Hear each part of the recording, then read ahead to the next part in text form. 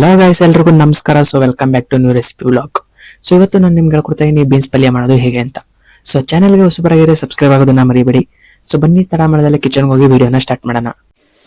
ಈ ಬೀನ್ಸ್ ಪಲ್ಯ ಮಾಡೋದಕ್ಕೆ ಬೇಕಾಗಿರೋ ಸಾಮಗ್ರಿಗಳನ್ನ ನೋಡ್ಕೊಂಬಿಡೋಣ. ಸೊ ಮೊದಲಿಗೆ ಈರುಳ್ಳಿ ಒಂದರಿಂದ ಎರಡು ಸಣ್ಣದಾಗಿ ಹಚ್ಕೊಂಡಿರೋದು, ಆಮೇಲೆ ಕೊತ್ತಂಬರಿ, ಕರ್ಬೇವು ಒಗ್ಗರಣೆಗೆ, ಆಮೇಲೆ ಮೆಣಸಿನ್ಕಾಯಿ 1-2 3, ಆಮೇಲೆ ಬೀನ್ಸು 10 ರಿಂದ 15 ತಗೊಂಡಿದೀವಿ ಸಣ್ಣದಾಗಿ ಹಚ್ಕೊಂಡಿರೋದು. ಸೊ ನೀಟಾಗಿ ವಾಶ್ ಮಾಡ್ಕೊಂಬಿಟ್ಟು ನೀಟಾಗಿ ಹಚ್ಕೊಳ್ರಿ.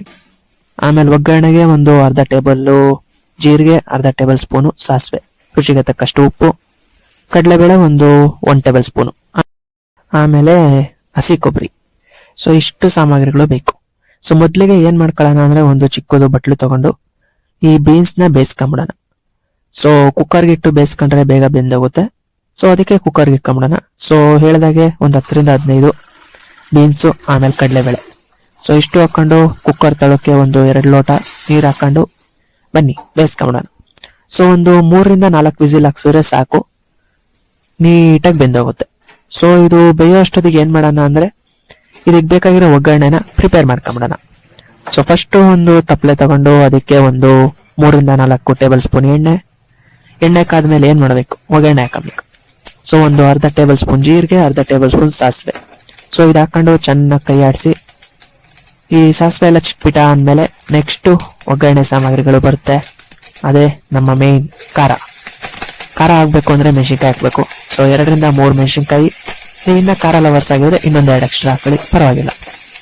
ಆಮೇಲೆ ಕರ್ಬೇವು. ಸೊ ಕರ್ಬೇವು ಒಳ್ಳೆ ಔಷಧಿ ಗುಣಗಳು ಇರ್ತವೆ. ಸೊ ಕರ್ಬೇವು ಜಾಸ್ತಿ ಹಾಕೊಂಡ್ರು ನಡೆಯುತ್ತೆ, ಅದರಲ್ಲಿರೋ ಅಂಶ ಎಲ್ಲ ನಮ್ಮ ಹೊಟ್ಟೆ ಒಳಗೆ ಹೋಗುತ್ತೆ. ಸೊ ಆಮೇಲೆ ಈರುಳ್ಳಿ 1 ರಿಂದ 2. ಸೊ ಇದು ಅಷ್ಟೇ, ಈರುಳ್ಳಿಲು ಒಳ್ಳೆ ಔಷಧಿ ಗುಣಗಳು ಇರೋದ್ರಿಂದ ಸೊ ನೀವು ಜಾಸ್ತಿ ತಿನ್ನೋದ್ರಿಂದ ಏನೂ ಆಗಲ್ಲ, ಸೈಡ್ ಎಫೆಕ್ಟ್ಸು. ಸೊ ಬಾಡಿಗೆ ಒಳ್ಳೇದು. ಸೊ ಈ ಹಳ್ಳಿ ಸೈಡ್ ಎಲ್ಲ ಏನ್ ಮಾಡ್ತಾರೆ ಅಂದ್ರೆ ಹಸಿ ಈರುಳ್ಳಿನ ತಿಂತಾರೆ, ಯಾಕಂದ್ರೆ ಬಾಡಿಗೆಲ್ಲ ಒಂಥರ ಔಷಧಿ ಗುಣಗಳು ಚೆನ್ನಾಗಿ ಸಿಗುತ್ತೆ. ಸೊ ಎಕ್ಸ್ಟ್ರಾ ಜಾಸ್ತಿ ಹಾಕೊಂಡ್ರು ನಡೆಯುತ್ತೆ, ತೊಂದರೆ ಇಲ್ಲ. ಸೊ 1 ರಿಂದ 2 ಸಣ್ಣದಾಗಿ ಹಚ್ಕೊಂಡಿರ್ರಿ, ಯಾಕಂದ್ರೆ ಈ ಬೀನ್ಸ್ ಪಲ್ಯಕ್ಕೆ ಉದ್ದ ಹಚ್ಕೊಳ್ಳೋದ್ರಿಂದ ತಿನ್ನೋದಕ್ಕಾಗಲ್ಲ. ಸೊ ಯಾವ್ದಕ್ಕೆ ಯಾವ ತರ ಹಚ್ಬೇಕೋ ಅದೇ ತರ ಹಚ್ಬೇಕು.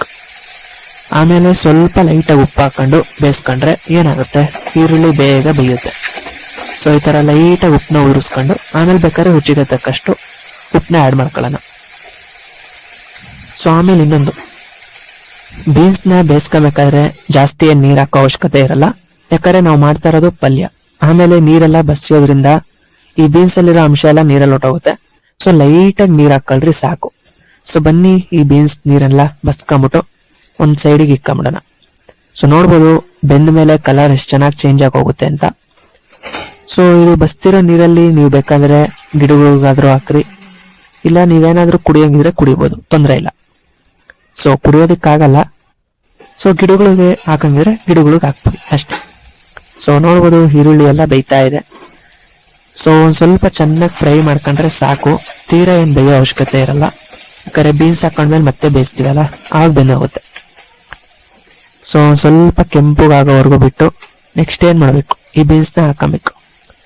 ಸೊ ಅದಕ್ಕಿಂತ ಮುಂಚೆ ಈ ಹಸಿ ಕೊಬ್ಬರಿ 1/4 ಚಿಪ್ಪು ಅಥವಾ ಅರ್ಧ ಚಿಪ್ಪು, ಜಾಸ್ತಿ ಹಾಕೊಂಡ್ರು ನಡೆಯುತ್ತೆ, ಚೆನ್ನಾಗಿರುತ್ತೆ ಟೇಸ್ಟು. ಇದನ್ನ ಹಾಕೊಂಡು 1-2 ನಿಮಿಷ ಕೈ ಆಡಿಸಿ. ಸೊ ಚಾನಲ್ಗೆ ನೀವೇನಾದ್ರೂ ಹೊಸಬರಾಗಿದ್ರೆ ಸಬ್ಸ್ಕ್ರೈಬ್ ಆಗೋದನ್ನ ಮರಿಬೇಡಿ. ಸೊ ಇದೇ ತರ ಫುಡ್ ವ್ಲಾಗ್ಸ್ ಬರ್ತಾನೆ ಇರ್ತವೆ. ಆಮೇಲೆ ಹಸಿ ಕೊಬ್ಬರಿ ಆದ್ಮೇಲೆ ರುಚಿಗೆ ತಕ್ಕಷ್ಟು ಉಪ್ಪು, ಅರ್ಧ ಟೇಬಲ್ ಸ್ಪೂನು. ಸೊ ಇದು ಉಪ್ಪು ಹಾಕೊಂಡ್ಬಿಟ್ಟು 1-2 ನಿಮಿಷ ಹಿಂಗೆ ಕೈ ಆಡಿಸಿ. ಆಮೇಲೆ ನೆಕ್ಸ್ಟು ಈ ಬೀನ್ಸು ಮತ್ತೆ ಕಡಲೆಬೇಳೆ, ಸೊ ಇಷ್ಟು ನೆನೆಸ್ಕೊಂಡು ಬೇಯಿಸ್ಕೊಂಡಿದ್ವಲ್ಲ, ಸೊ ಇದನ್ನ ಹಾಕೊಂಡ್ಬಿಟ್ಟು ಸ್ವಲ್ಪ ಕೈ ಆಡಿಸಿ ಲಾಸ್ಟಿಗೆ ಕೊತ್ತಂಬರಿ ಉದುರಿಸಿದ್ರೆ ಆಹಾ, ನಮ್ಮ ಬೀನ್ಸ್ ಪಲ್ಯ ರೆಡಿ. ಸೊ ಇದು ಎಲ್ಲದಕ್ಕೂ ಒಂಥರ ಬೆಸ್ಟ್ ಕಾಂಬೋ ಅಂತಾನೆ ಹೇಳ್ಬೋದು. ಸೊ ಚಪಾತಿಗೂ ಚೆನ್ನಾಗಿರುತ್ತೆ, ಮೆತ್ತಿನ ರೊಟ್ಟಿಗೂ ಚೆನ್ನಾಗಿರುತ್ತೆ. ಆಮೇಲೆ ನೀವೇನಾದ್ರೂ ಅನ್ನ ಸಾಂಬಾರಿಗೆ ಏನಾದ್ರೂ ಸೈಡ್ ಡಿಶ್ ಬೇಕು ಅಂದ್ರೆ so this is the best. So ಒಳ್ಳೆ ಟೇಸ್ಟ್ ಕೊಡುತ್ತೆ, ಸೊ ಎಲ್ಲದಕ್ಕೂ ಸೂಟ್ ಆಗುತ್ತೆ. ಸೊ ನೀವು ಒಂದ್ಸಲ ಮನೇಲಿ ಟ್ರೈ ಮಾಡಿ ನೋಡಿ. ಸೊ ಹೆಂಗೆ ಈ ವಿಡಿಯೋ ಅನ್ನಿಸ್ತು ಅನ್ನೋದನ್ನು ಕಮೆಂಟ್ ಮಾಡಿ.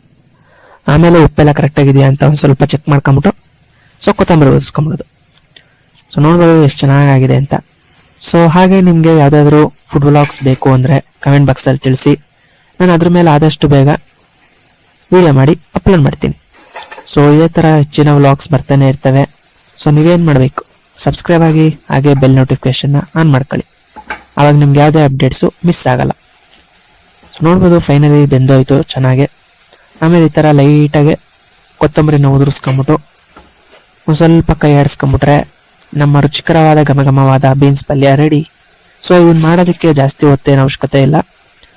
ಸೊ ಒಂದು 20 to 30 ಮಿನಿಟ್ಸ್ ಇದ್ರೆ ಸಾಕು, ಆರಾಮಾಗಿ ಆಗೋಗುತ್ತೆ.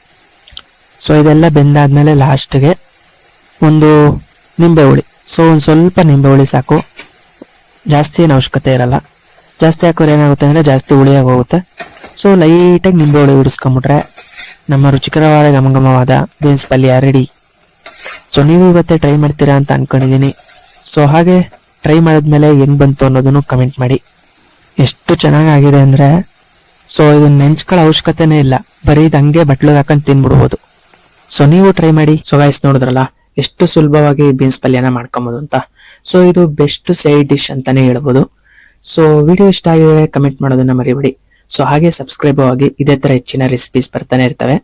ಸೊ ಮತ್ತೆ ನೆಕ್ಸ್ಟ್ ರೆಸಿಪಿ ಬ್ಲಾಗ್ ಅಲ್ಲಿ ಭೇಟಿ ಆಗ್ತೀನಿ ಅಂತ ಹೇಳ್ತಾ ಧನ್ಯವಾದಗಳು.